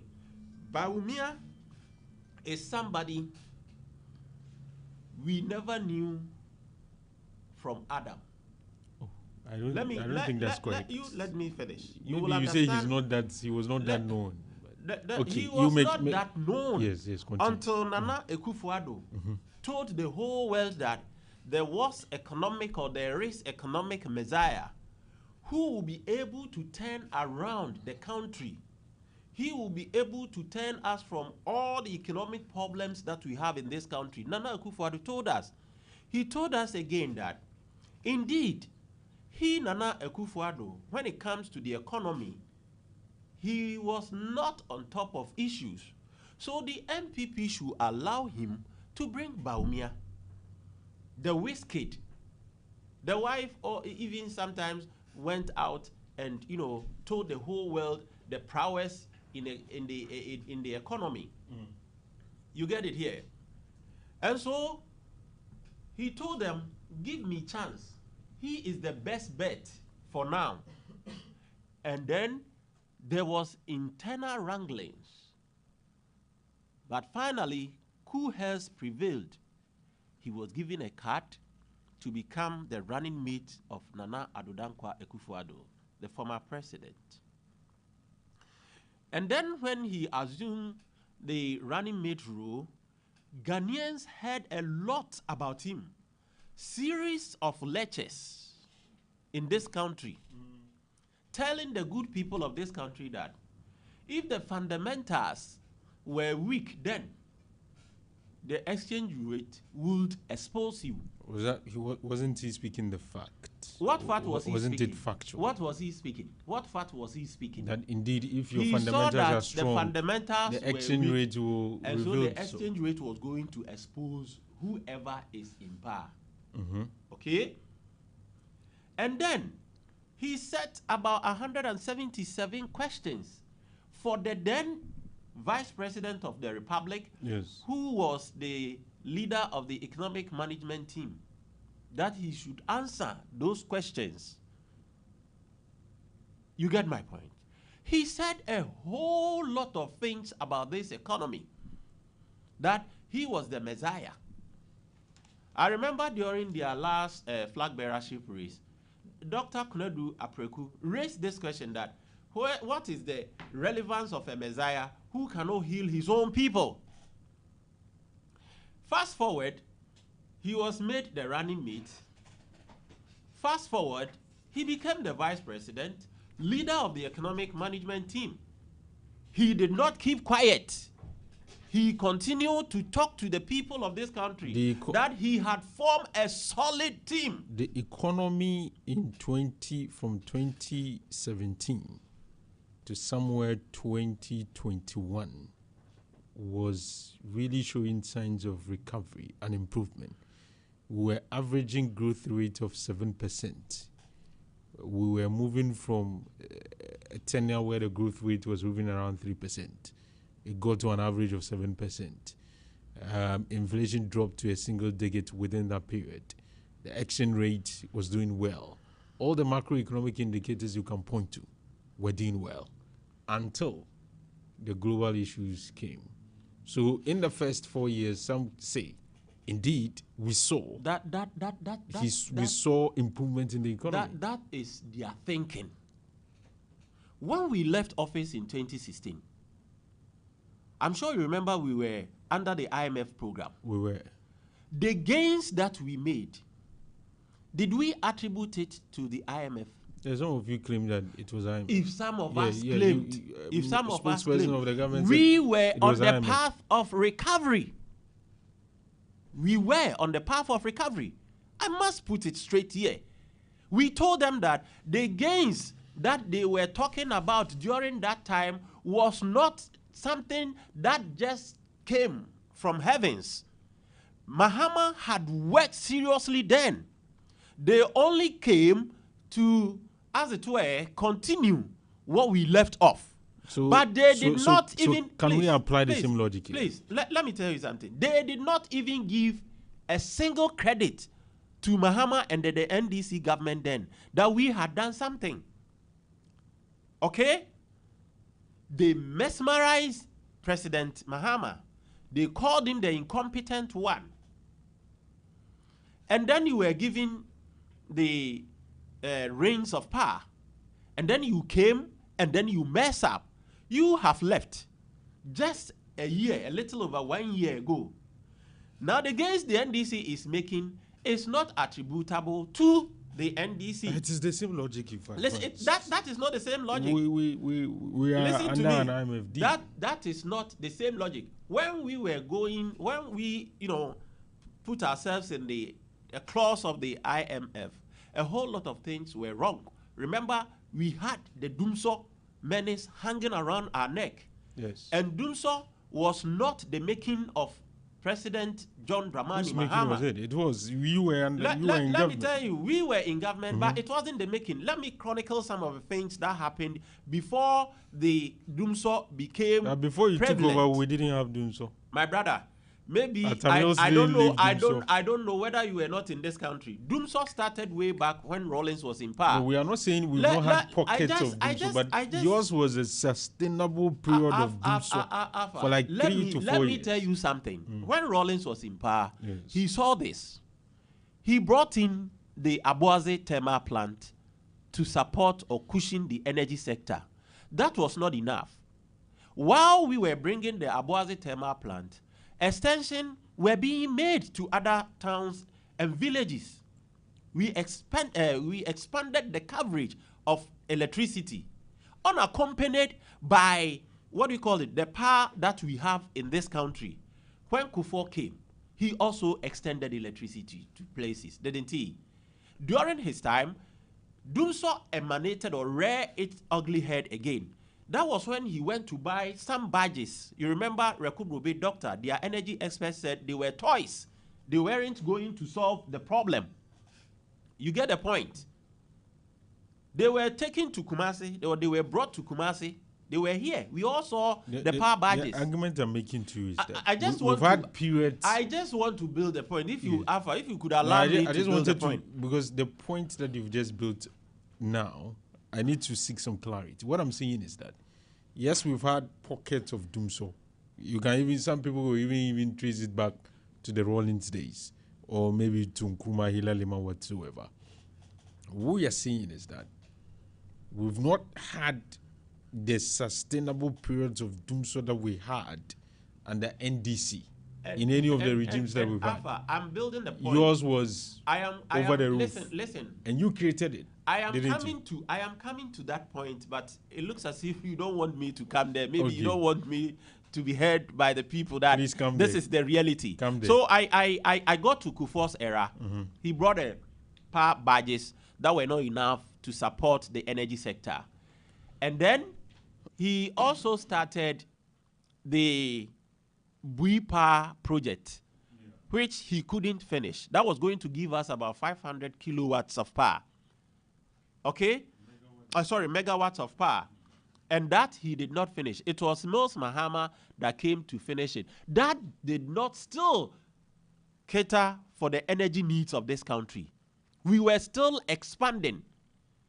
And so it was a national failure at the time. If the previous leaders had taken conscious efforts to provide enough power for the people, we wouldn't have come to where we came to. So why do you blame Mahama for that? But in any case, he said, I am taking the blame. You don't want to take blame for Dumso. Oh, how can you put the blame of Dumso on Mahama when he did not create it? But if he had been positive, let me tell you something. Even when Dumso came and people were talking about it, he accepted it because he, at the time, was the leader.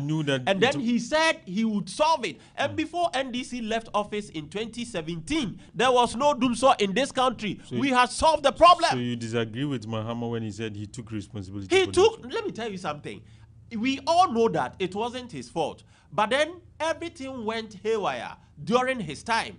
And as a good leader, he accepted responsibility and promised the good people of this country that he would solve the problem. So and he did it. Why do you have a problem with MP when they say we can't take blame for the economic problems because it was global issue? Because you two have said that the Dumso is not yours.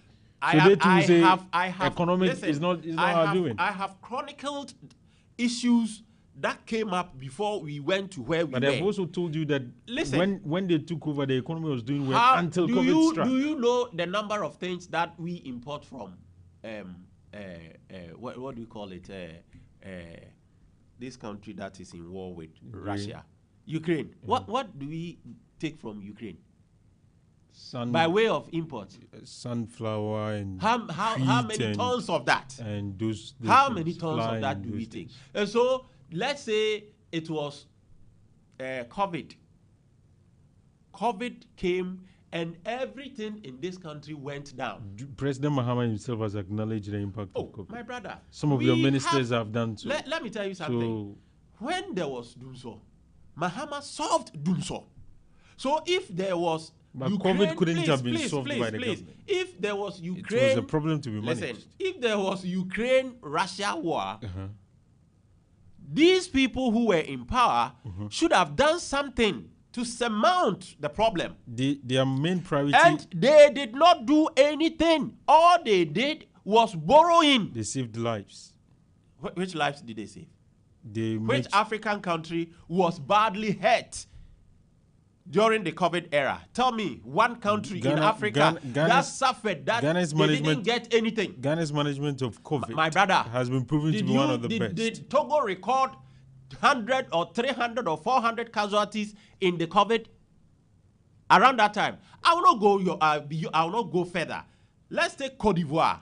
Let's take Burkina Faso. What happened there? So what are the numbers? What did Ghana do differently that the other countries didn't do? We had to suffer the way we suffered under their hands. We implemented my brother, the time Ghana was crying, Burkina Faso, Togo, and Cote d'Ivoire economically were doing well. All the economic indices in this country were doing well.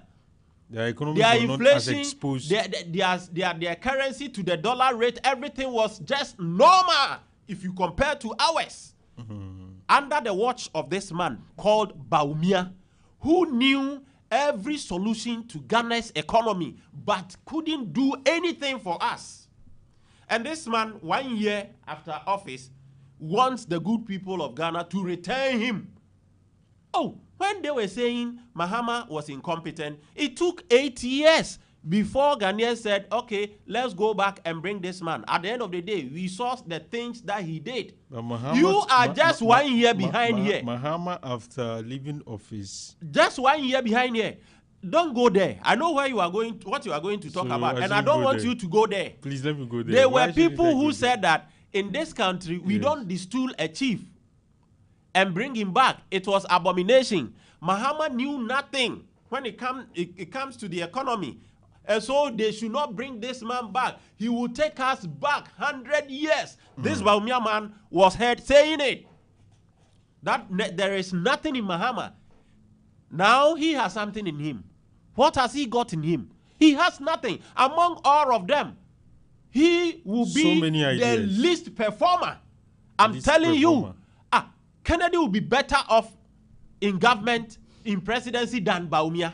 All of them will be better off. They have tried him. It didn't work. Something that by this kind of comments, you give an indication to the delegates of the MPP that my brother, you are scared of Dr. during their first flag bearership race. You know that Dr. Mohamed is the man to beat. What was the percentage that he had? 41.77%. What did we get?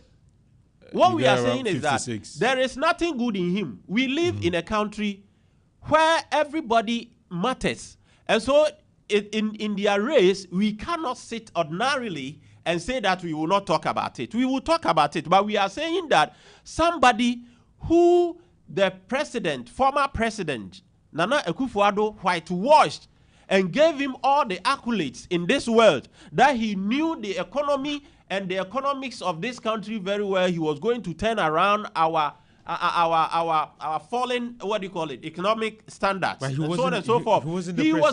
He wasn't the president. Yes. Oh, he was the vice president. Why were you associating a baseline, whatever? Why are you crediting him for that? These were his ideas. These were his ideas. Yes. What ideas? And the president has acknowledged that. That it was his ideas. Some of these ideas were his. The president at the time. It's really funny. I'm telling you, Baumia has nothing good to offer this country. He should sit back and help others.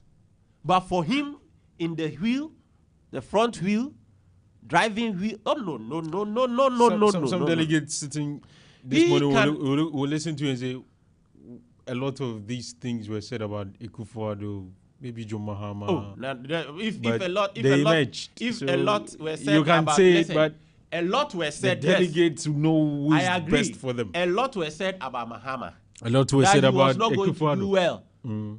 He was incompetent. Yeah. He was this. He was that. He still won. Not that he still won. In our party, nobody even contested him. He almost had 100%. No, they were contested. Oh, listen. I'm talking about the 2016 and so on and so forth. Yeah. You see, but I'm talking about the presidency itself. The presidency, he won. Let me tell you something. So there are delegates who say that what you are saying, they have heard he it. Had done. So Mahama, there's nothing new. Mahama had distinguished himself, but for the lies that the people, the MPP told about him, he would have won the 2016 election. Hasn't Bawumia distinguished himself? What has he done to distinguish himself? Let's put the two together. A doctor in economics, and somebody who is a historian and not a doctor is a better manager of the economy than a doctor in economics. That is the comparison that we are doing now. But you're comparing first year to 8 years. That's who is comparing? Who is comparing what? Compare first year to first year. My brother, are you not in this country that they are saying that our city is stabilized because America has problem with other foreign partners? That is why our city has stabilized. Were you not here when they said that? Are they not the same people who are saying that Bank of Ghana is pushing dollars into the system to artificially stabilize the dollar? And today, as we speak, they are talking about credit, that whatever good things that are happening in this country, it should be credited to them and not the NDC. 1 year on, what are they talking about? What are they talking about? So, my brother, among the five, we don't see anyone who is a presidential material. We don't see anyone who has the wherewithal to lead this country. We don't see any one of them. But it's a formality that they have to go through. So they should go through and come. We are there waiting. When you talk about people are suffering. Is the NDC scared of Dr. Bawumia? Oh, my brother, you remember when you were there, you asked this question, and I told you that Bawumia is the least of our problems. He is the least of our problems. Because some say the energy and the effort you put in no. I mean, denigrating him. We are not denigrating suggest him. to them that he denigrated. Suggest to them that you have some fear that if he emerges, he will make your re-election quest quite difficult. That's why you guys are consistently attacking him. Amongst all the five, it is him that you are attacking. Because you know, among the five, he is the one who keeps talking about the economy. He is the one who was very close to the corridors of power and knew everything about the economy, but the economy did not work. The good people of this country are listening. Do you discredit the fact that the economy was doing well in the first 4 years? He was not doing well. In the first 4 years? He was in the first one. What did they do? What did they do? They brought inflation to 1%. My brother, this is what I don't want to hear. The exchange rate was doing well. This is what I don't want to hear. And then suddenly the economic growth was around 7% averagely.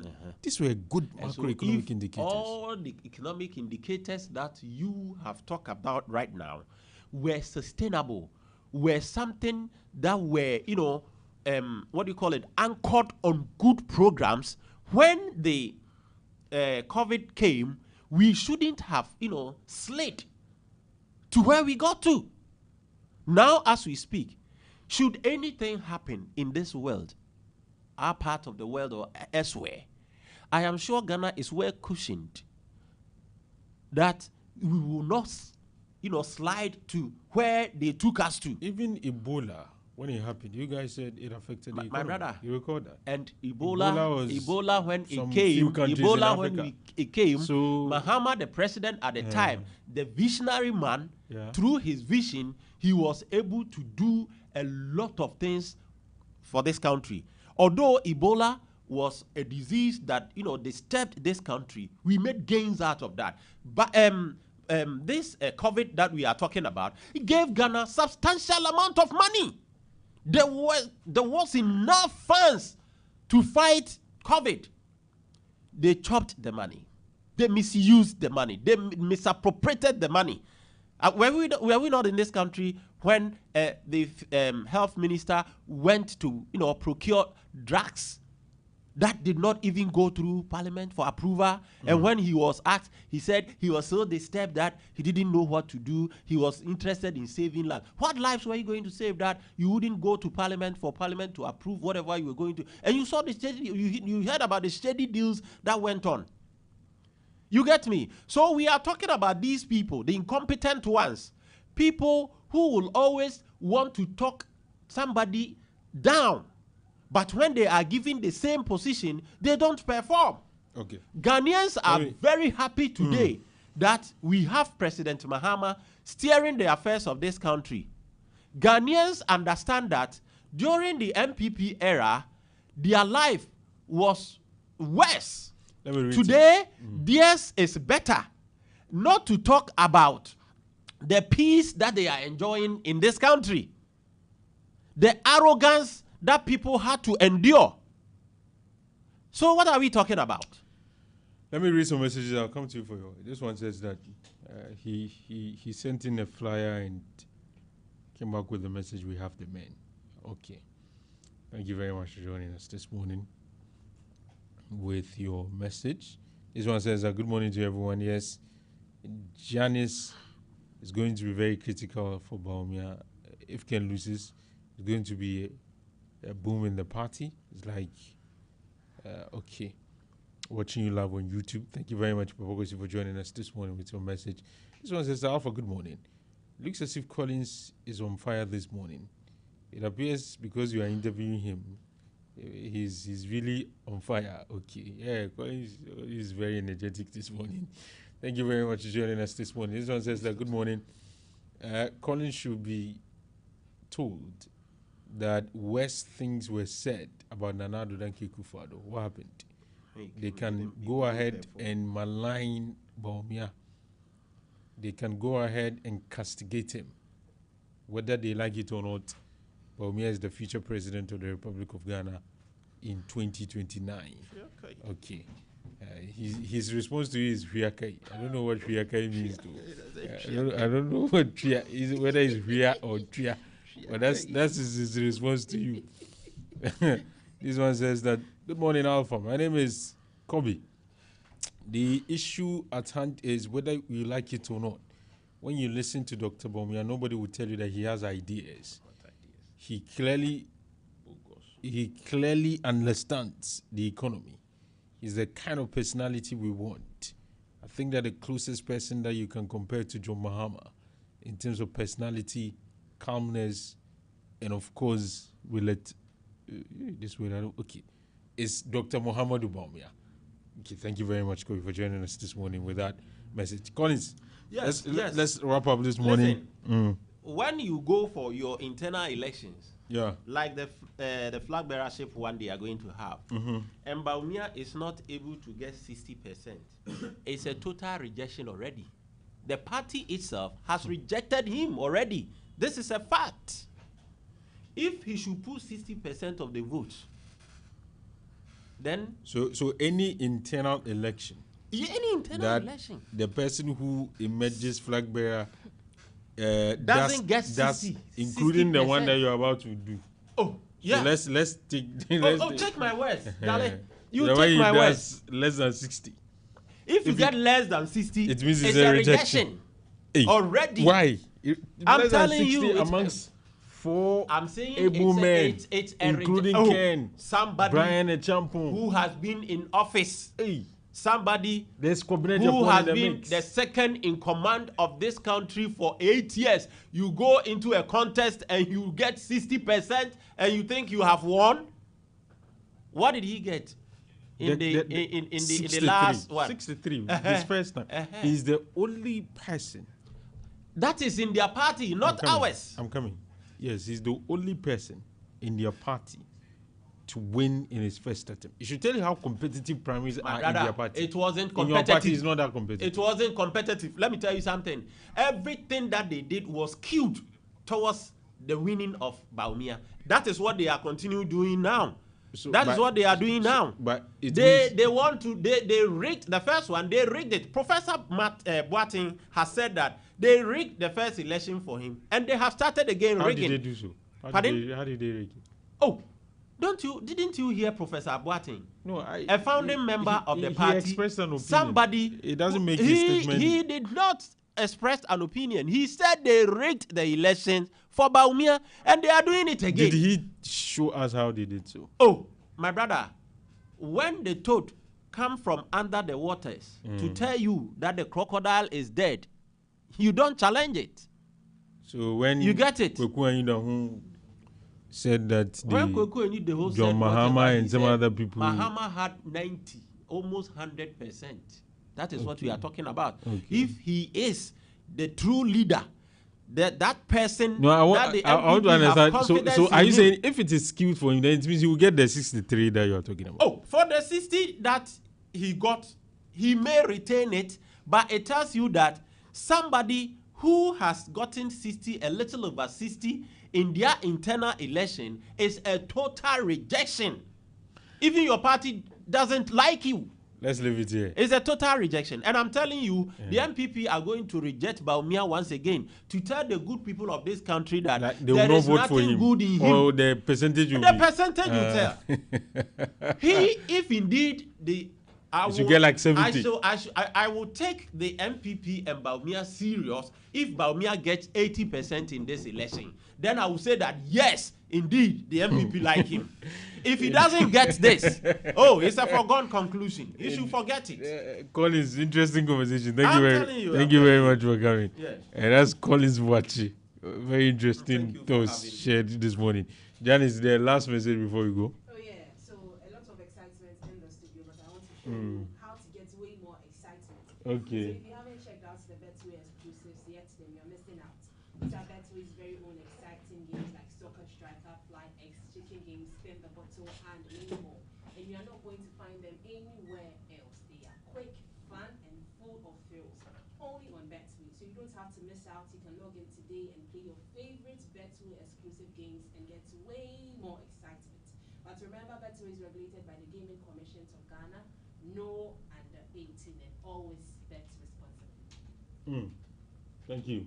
So we'll have to go now, and thank you very much for doing the listening. Those of you who called, we are grateful that you joined us this morning, and those of you who sent messages, we are also grateful that you came through this morning, and do well to remember that, God willing, tomorrow we'll meet same time to bring to you another edition of the Orange Sunrise. This morning I was here with Mark Waja, who was on the Facebook for us, and then Janice Opoku-Agyeman was also on the other side. She's very passionate about her job. Just that she begins to look forward to Friday on a Monday. Can you imagine? Have a very saying it. No, but this is the truth now. You begin counting on Monday. It's fine. At this point, I don't think anything else. Just like you were pressing my neck on accountability partner. Me too, I've gotten mine. I realized that one it took it's nice. But yes, you are passionate though.